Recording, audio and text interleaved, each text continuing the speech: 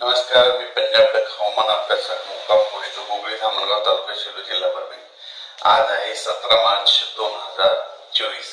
आपण मागच्या अंदाजामध्ये 10 दिवसापूर्वी सांगितलं की पूर्व विदर्भात पाऊस पडणार, तर काल नांदेड नायगाव देगलू चंद्रपूर अमरावती काल बऱ्याच ठिकाणी पावसाला सुरुवात झाली, म्हणजे 16 मार्चला चालू झाली।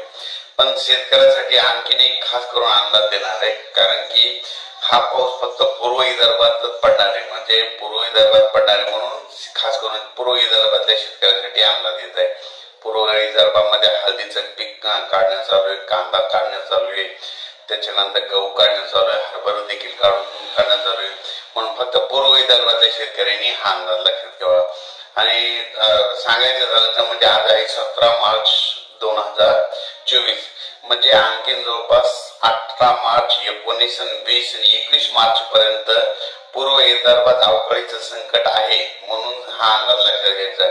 सांगायचं झालं तर पूर्व विदर्भामध्ये नेमक्या कोणत्या जिल्ह्यापर्यंत पाऊस येऊ शकतो, तर वर्धा, नागपूर, भंडारा, गोंदिया, चंद्रपूर, यवतमाळ, गडचिरोली, त्याच्यानंतर तो पाऊस तेलंगणात खूप पडणार आहे, छत्तीसगडकडे पडणार आहे। तेलंगणात छत्तीसगड पडल्यामुळं त्याचा फटका आपल्या महाराष्ट्रातल्या लगतच्या तालुक्याला जिल्ह्याला पडणार आहे। म्हणून अहमदपूर, उदगीर, नांदेड, हिंगोली, यवतमाळ, तसेच अकोला, अमरावती आणि तो पाऊस बुलढाण्याच्या जवळपास येईल, म्हणून हा अंदाज लक्षात घ्यायचा। म्हणजे पश्चिमी विदर्भाकडे म्हणजे एवढं काही पडणार नाही, त्याच्यामुळे एवढं काही घाबरायचे कारण नाही। फक्त जास्त पाऊस पूर्व विदर्भामध्ये म्हणजे 5-6 जिल्ह्यामध्ये पडणार आहे, म्हणजे ते कोणता?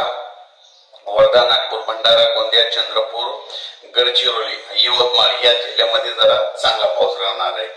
18 मार्च नंतर 19 मार्च दरम्यान पूर्व विदर्भ आणि पश्चिम विदर्भामध्ये एक अवकाळी पाऊस येणार आहे, म्हणून हा अंदाज लक्षात घ्यायचा।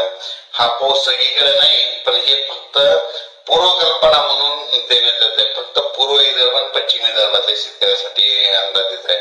तर हा नेमका पाऊस कुठं पडणार आहे तुम्हाला एक सांगू इच्छितो। 19 मार्च नंतर राज्यामध्ये अवकाळी येणार आहे। 18 मार्चच्या अगोदर सर्व शेतकऱ्यांनी हळद, कांदा, गहू, हरभरा असं तर झाकून ठेवायची तयारी